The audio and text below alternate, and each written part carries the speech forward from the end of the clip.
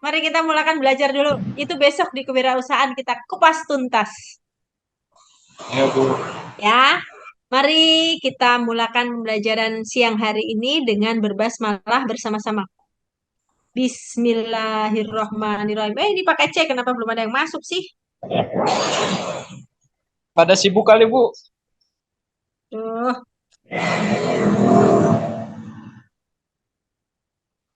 ya. Fahrul kan baru ketemu sama saya baru satu kali ini ya. Pas MPLS itu, Bu.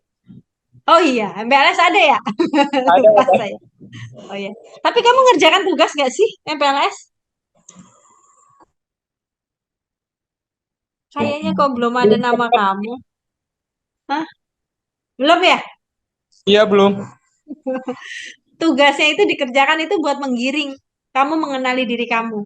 Jadi gini, kamu kan sudah menetapkan diri sebagai wirausaha, itu Ya. bagus. Itu harus dilengkapi dengan keyakinan diri yang kuat. Nah, keyakinan diri itu semakin kuat ketika kamu semakin mengenal diri kamu sendiri. Oke? Ya, jadi kenapa kok tugas itu mulai dari MPLS sampai di mata pelajaran saya, khususnya karena keterampilan fungsional, itu kamu akan saya giring untuk lebih kenal diri kamu sendiri, itu karena itu. Ya, khususnya buat wirausahawan itu penting banget. Karena karena seorang wirausahawan dia tidak akan terlepas dari yang namanya kegiatan negosiasi. Misal kayak kamu sudah Iya, Bu. oke dalam produk, sotomu udah oke. Terus kamu nawarin ke instansi tertentu agar kamu punya pesanan dalam jumlah banyak. Misal B2B ya, bisnis to bisnis. Kamu nawarin ke wedding organizer untuk cateringnya, atau kamu nawarin catering. Bu, Pak, eh, bisa kerjasama. Saya yang nyediain soto Lamongan. Misal harga saya sekian dan seterusnya dan seterusnya. Nah, saat bernegosiasi itu yang menjadi poin pentingnya bukan pada produk, tapi memenangkan motivasi. Apa Fahrul? Motivasi, Bu. Iya. Jadi, untuk memenangkan motivasi, kita butuh keyakinan diri yang kuat. Itu. Saya nanya, Fahrul udah nikah belum? Belum sih, masih masih muda, Masih muda. masih 18 tahun, Bu. Berapa? Berapa belas? 18 tahun. Oh, 18. Iya, kan kamu kan belum nikah ya. Nah, kalau suatu ketika kamu mau menghadap ke calon mertua gitu kan, kamu mau meminta, itu apa dia melihat secara physically produk kamu, ini yang namanya Fahrul. Tapi dia melihat sesuatu yang tidak terlihat, yaitu tadi keyakinan yang tadi saya sebut dengan memenangkan motivasi tadi. Oke ya? Oke. Gitu. Jadi sama di kita jualan juga seperti itu. Kan nggak mungkin kamu akan terus-terusan jualan hanya mengandalkan orang yang datang saja. Kamu harus sudah mulai berpikir eskalasi bisnis kamu. Gimana caranya biar kamu bisa menjadikan satu warung menjadi dua warung, menjadi lima warung, menjadi 10 warung, atau kamu fokus di dua warung, tapi kamu kuat di pesanan-pesanan, misalnya pesanan ke kantor-kantor, kalau dia acara, misalnya biasanya kayak habis olahraga atau habis apa, dia panggil aja soto Lamongan Bang Fahrul, Cak Fahrul misalnya kayak gitu loh. Oke? Oke, Bu. Nah, itu butuh keyakinan diri. Nah, kita menjadi lebih yakin ketika kita semakin kenal diri kita. Makanya di tugas-tugas kemarin itu kita membahas tentang aturan. Udah. Sampai hari ini kita masih membahas tentang aturan. Sekarang saya nanya, siapa yang sudah membaca cerpen hari ini? Yang tadi saya kirimkan. Saya Cerpen saya Lilis enggak. apa Farul? Sudah, sudah, Bu. sudah. Farul sudah? Enggak, Bung, saya enggak baca. Kan saya bilang itu buat materi hari ini. Iya. Ya sudah. eh Apa yang Ibu tangkap dari cerpen yang saya ajak diskusi ya buat siang hari ini? Dari cerpen itu, jadi sepertinya dia tuh sedang mencari hukum. Kayak orang yang menceritakan siapa hukum ini, ternyata dia tuh nggak tahu kalau hukum itu bukan bukan seseorang. Hukum itu menurut dia hukum itu seseorang. Sebenarnya hukum itu bukan orang kan ya Bu maksudnya. Terus lanjut. Di dalam dia mencari siapa hukum, kan ini kan dia lagi apa, sawah orang tuanya ini mau di apa ya, kalau istilah sekarang mah digusur, tapi dia nggak mau yang bapaknya sama kakaknya atau apa gitu yang biung itu, Yang itu Ibu. tapi apalah daya mereka, mereka itu lemah dengan tidak adanya kekuatan mereka karena semua orang mau, tapi mereka tuh membutuhkan hukum, sedangkan si orang ini saya belum mengerti juga, sedang mencari hukum, dia tuh bingung siapa yang hukum ini gitu, seperti itu. Ya, ya, ya, ya. Nah, itu tadi Ibu membaca menurut mata. Nanti karena sekarang ini kan peserta pakai C ya.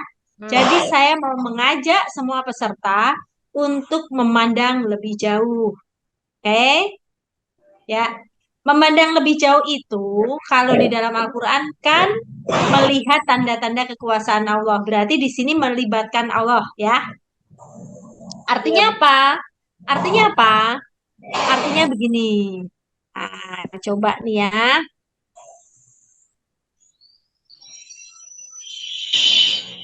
Bang ini syaratnya mesti baca cerpen dulu. Kalau nggak dibaca, nggak bisa dibahas. Susah bahasnya. Nah, kan tadi kan dia tanya kan tentang hukum ya. Iya Bu. Ya kan? Iya. Nah, si anak ini ya maklum lah. Dia masih umur 7 tahun. Orang anak umur 7 tahun kira-kira apa kosakata yang dimiliki masih terbatas tidak? Terbatas Bu. Ya, terbatas ya. Jadi gini, hukum apaan sih gitu? Sampai dia berpikir hukum itu orang gitu ya. Menurut Buddhis. Betul, betul sekali. Tapi di situ tuh sebuah cerpen tentang sindiran tentang hukum yang berlaku di Indonesia. Ya. Hukum yang berlaku di Indonesia itu semua orang sepakat, semua orang tahu itu tajam ke bawah, tumpul ke atas. Artinya, apa sih yang nggak bisa diperbuat oleh orang yang memiliki kuasa dan uang? Ya. Makanya apa ya? Sampai ada kata-kata yang menyatakan bahwa kita tuh mampu menguasai dunia kalau nggak kita sebagai penguasa, ya kita orang kaya, ya kita orang gila gitu. Jadi penguasa dunia itu hanya terdiri dari tiga itu. Kalau nggak penguasa, orang kaya, ya orang gila. Nah, yang di cerpen ini menunjukkan bahwa hukum ini sudah dimanipulasi oleh penguasa dan orang kaya. Orang kaya diwakili oleh si pemilik pabrik. Ya, penguasanya diwakili oleh orang yang datang, yang berbadan tegap. Oke, saya buka deh. Saya buka ya. Nah, ini dia.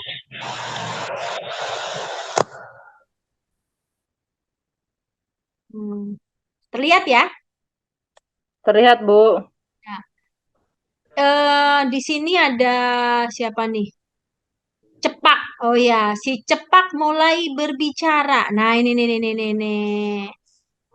Kak, ada dua orang datang.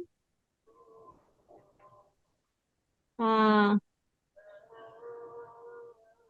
nih, ada aparat hukum gitu kan? Ah, oh, ini dia nih. Ada dua orang laki-laki dewasa berjalan mendekati rumah kami. Salah satunya berbadan tegap dengan potongan rambut cepak, sepatu hitam mengkilap. Kira-kira orang yang diidentifikasi dengan badan tegap, potongan cepak, sepatu mengkilat. Kira-kira siapa? Yang dipersonifikasi seperti ini kira-kira siapa? Eh, apa sih namanya? Apa sih? Eh, Susah namanya apa ya Bu ya? Apa coba? Apa sih? Itu tuh kalau yang orang nagihin motor tuh ya apa sih? Apa sih Emang dia namanya? rapi. Emang dia rapi. Badan tegap, potongan rambut cepak. Ada juga. Oh, ada juga. Ya, Apa sih intinya namanya? Aku lupa juga. debt Oh. collector gitu. Ya mungkin itu ya, ya semacam itu. Ya, bisa. Boleh jadi seperti itu. Boleh jadi juga dia seorang tentara. Boleh jadi juga dia seorang aparat. Oh, Iya kan? oh. Hmm. Iya kan? Coba Iya, personifikasinya coba. iya, iya Bu. Iya benar Karena, cepak ya Bu ya. Enggak nah, kepikiran. nah, ya. Iya kan? Iya, Terus iya, ada iya. lagi temannya yang gembul, berkepala botak, memilin kumis. Itu personifikasi juga. Itu Oh, biasanya ada apa pekerjaan-pekerjaan yang dipersonifikasi dengan bayangan seperti ini ada. Ini kan hmm. namanya cerpen kritik sosial ini tuh. Iya, Ya, iya, iya. ya. Nah, Nah, iya. makanya tadi saya bilang, ayo Bu Lilis, kita melihat sesuatu yang tidak terlihat secara langsung ya. Oh, iya, iya Bu. Ya. Nah, ini Hmm, kita butuh banyak membaca memang. Nah, hmm. kemudian ternyata ini sudah ada dua orang di sini yang dibahas di cerpen ini. Ada penguasanya, ada orang kayanya. Nah, kebetulan mereka berdua bersama-sama bersekongkol untuk mengambil secara paksa. Kenapa saya sebut mengambil secara paksa? Ini terlihat dengan kata-kata yang ada di sini ya, dengan atas nama hukum. Ya kan? Di sini atas nama hukum. Nah, makanya hukum yang sering dibicarakan ini disebut aparat hukum gitu. Padahal itu sawah-sawah milik keluarganya. Tapi ternyata yang sudah menjadi korban kakek si bocah atau bapaknya Pak Warsito yang kemudian di akhir cerpen bahkan Pak Warsitonya sendiri juga datang dengan keranda, berarti sudah meninggal juga. Nah, di sini ada lagi aparat, namanya Pak Yono, kepala kampung ya. Maka semakin sulit hukum ini berlaku dengan adil. Padahal kalau dia menggunakan hatinya, ya, hatinya masih berfungsi ketika kita melihat gambar ini.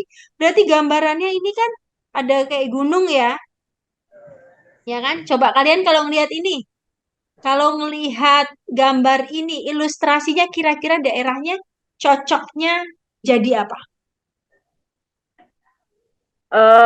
Pegunungan ada sawahnya Bu. Ya, karena memang di ulasan juga disebutkan kan, Hmm. pegunungan, udara segar, tanah subur. Ngapain dipaksa mengorbankan itu, sedangkan di atas tuh ada sawah-sawah gitu kan? Iya. Kemungkinan kalau dijadikan pabrik, berarti kalau pabrik yang bakal jadi kotor airnya, berarti pabrik yang selalu membuang limbah. Kan berarti Iya. gitu. Ya kan? Berarti Iya. bukan pabrik yang menyesuaikan kearifan lokal. Hmm. Kalau pabrik yang menyesuaikan kearifan lokal, kalau di situ banyak sawah, mungkin pabriknya pabrik penyelepan padi misalnya. Atau pabrik packaging beras. Kan gitu. Ya nggak Hmm. terlalu banyak sampahnya, nggak terlalu banyak limbahnya. Atau pabrik packaging bekatul. Atau pabrik apa yang ada di situ nanti kan? Kita bisa pikirkan karena memang fokus pengusahanya dia menggunakan hati nurani, kan gitu. Berarti dia tidak mau merusak alam. Nah, disinilah yang mau kita bahas. Pekan lalu kita sudah membahas aturan di sekolah, aturan di kelas. Pekan lalunya kita sudah membahas aturan yang ada di dalam diri. Hari ini kita membahas aturan yang lebih luas lagi. Berarti aturan yang ada di negara ini. Contoh kasusnya yang seperti itu ya. Nah, ternyata hukum ini berdasarkan manusia kalau menurut cerpen itu tidak menguntungkan. Dia tidak berasas keadilan. Buktinya yang memiliki justru menjadi korban. Ya. Nah, Iya, Bu. bagaimana kita menyikapinya? Bagaimana menurut pandangan kalian hukum yang seperti ini? Apakah begitu hukum itu seharusnya? Tidak, Oh, Bu. tidak kan? Nah, disinilah kita harus bisa menjembatani kita sebagai warga negara yang baik, yang taat kepada hukum, aturan yang berlaku di negara ini, tapi kita juga taat kepada hukum yang sudah Allah tetapkan. Karena bagaimanapun, hakim yang adil ya hanya Allah. Gitu loh. Ya, Iya, Bu. oke. Nah, saya ingin tahu tentang pandangan peserta hari ini terhadap hukum ini berdasarkan cerpen. Jadi, dibaca ulang cerpen ini, terus saya ingin tahu persis pandangan kalian terhadap hukum yang berlaku atas Pak Warsito ini. Ya, menurut kalian itu gimana? Kalian membuatnya minimal 5 paragraf. Sudut pandang kalian boleh luas. Saya harap semakin luas semakin baik. Ini nama anggap aja seperti pretest. Besok pekan depan kita akan membahas tentang tata aturan perundang-undangan di Indonesia. Jadi yang hari ini kalian boleh menyorot menurut norma yang berlaku. Kalian boleh menyorot itu norma agama, ya, norma masyarakat yang berlaku seperti apa boleh menyorot dari sisi itu boleh. Kalau kalian mau menyorot dari sisi yang lain yang menurut cara pandang kalian ya boleh-boleh aja, sampaikan aja. Karena memang saya membuat sebebas mungkin. Yang penting based on story. Jadi berdasarkan cerita cerpen ini gitu loh, berdasarkan cerita pendek ini Iya, Bu. ya. Kalau kalian mau membandingkan dengan kasus yang lain yang serupa, misal contoh hari ini hukum yang berlaku yang lagi ramai, misalnya hukum yang berlaku atas istri Dirut Taspen misalnya, atau hukum yang berlaku atas Kamarudin. Boleh kalian jadi perbandingan boleh. Bisa dipahami nggak maksud saya? Hmm. Hmm. Tapi kita Sulit. suruh Bu bikin sudut pandang tentang cerpen yang di-share aja kan? Iya, iya boleh. Tapi tadi yang saya sampaikan, boleh kalian membandingkan dengan studi kasus yang sekarang sedang ramai, boleh. Oh, iya iya, Bu, ya. Boleh. Karena memang saya ingin tahu bagaimana sih kita menggali kasus terus dengan hukum yang sekarang ada. Jadi nanti kita gini loh, kita itu menjadi orang yang bijak karena kita tahu hukum yang berlaku tuh harusnya begini. Tetapi seringkali kondisi di masyarakat menjadinya begini. Nah, kebijaksanaan apa yang kita pilih sebagai warga negara? Kita harus bagaimana? Gitu. Oke? Iya, Bu. Iya, Bu. Gampang apa sulit ya kira-kira ya? Insya Allah kalau sudah paham sih gampang, Bu.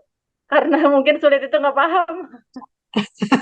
Ya udah, ayo mau saya bantu untuk menjadi lebih paham nggak? Hmm. Mau, Bu. Ayo, apa yang ditanyakan biar membantu pemahaman? Alhamdulillah yang sekarang sudah paham, Bu. Yang kemarin yang pola-pola saya baru paham pas ketiga kali Ibu jelasin. Iya kan memang memang saya kan sudah sampaikan ya, saya kan pelajarannya itu kolaborasi pendidikan Pancasila, kewarganegaraan, pro proyek penguatan profil pelajar Pancasila sama keterampilan fungsional. Keterampilan fungsional ini kan fokusnya di life skill karena memang tujuan pendidikan Indonesia itu kan menjadi manusia Indonesia seutuhnya. Nah, manusia Indonesia ya otomatis kita akan banyak membahas tentang Pancasila, undang-undang, semacam itu ya kan? Iya, Bu. Tapi saya tidak mau belajarnya yang teoritis, gitu Hmm. loh. Hmm. Saya mau yang itu bisa kalian gunakan memang untuk keberhasilan hidup saat sekarang. Iya, Bu. Itu ya. Makanya saya selalu pakai studi kasus.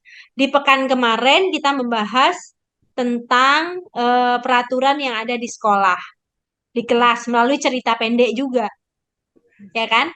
Pekan sebelumnya saya minta kita berselancar untuk diri kita sendiri. Jadi kita tahu aturan di dalam diri kita. Nggak bisa kita mau browsing. Browsing itu cuma sebagai apa ya, acuan tambahan aja. Fokus kita ya yang sekarang sedang kita alami. Oke? Iya, Ya. Bu. Saya udah siap.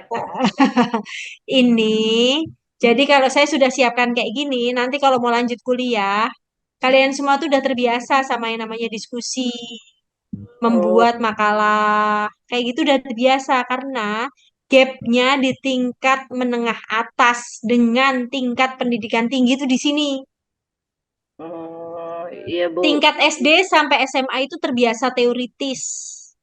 Tapi mulai tingkat pendidikan tinggi berarti kuliah itu mulai praktis, pragmatis ya. Praktis, pragmatis berarti yang langsung bisa dipakai itu. Ya, ya Yang seharusnya sih pendidikan ya seperti itu. Harusnya yang langsung bisa dipakai. hmm, Pembelajaran ya nggak perlu teori banyak-banyak ya. Teori itu untuk menjadi landasan yang kokoh gitu loh. iya, Bu. Bisa ya dipahami ya. Makanya nanti Bisa, Bu. jangan heran tugas kita kebanyakan akan seperti itu karena saya akan harus mengupas cara berpikir. Saya harus meningkatkan cara berpikirnya sampai ke tingkat analitik. Oke? Ada Iya, Bu. pertanyaan tidak? Ternyata sudah hampir 1 jam. Ya, ya. eh Kayaknya asiknya kelompok ya. Kalau kelompok saya Asiknya kelompok ya. Hah? kalau kelompok saya nggak kenal, banyak yang nggak kenal. Lah ya kenalan. Coba kenalan dulu. Soalnya kan Bu Lilis masuknya setelah MPLS. Jadi ya nggak Iya. kenal. Ya, ya sudah itu kenalan tuh. Situ ajang situ kenalan. Saya tak keluar dulu, saya tutup terus kenalan dulu gimana? Ayo. Ya, ini secara kelompok ya. Berarti kelompoknya sesuai dengan yang kemarin. Secara kelompok. Kelompok di saya tidak berubah. Itu juga bisa digunakan di mata pelajaran yang lain. Karena nanti kelompok ini akan terus dipakai sampai semester 2 membuat proyek. Ya, Ya, Bu. secara kelompok. Terus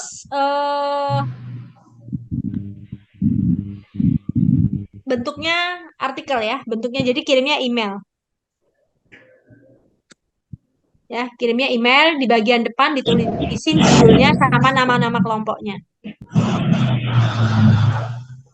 Ya, gitu. Oke. Kenapa kok butuh kelompok? Kalau kelompok itu enaknya kalian sharing, kalian menulis. Jadi langsung pengamalan sila keempat, langsung kalian pengamalan apa namanya? Saling menghormati di kemanusiaan ya sila kedua kayak gitu. Kalian juga melaksanakan pasal 28. Oke? Iya, Bu. Ya. Bu Haryati sudah punya kelompok?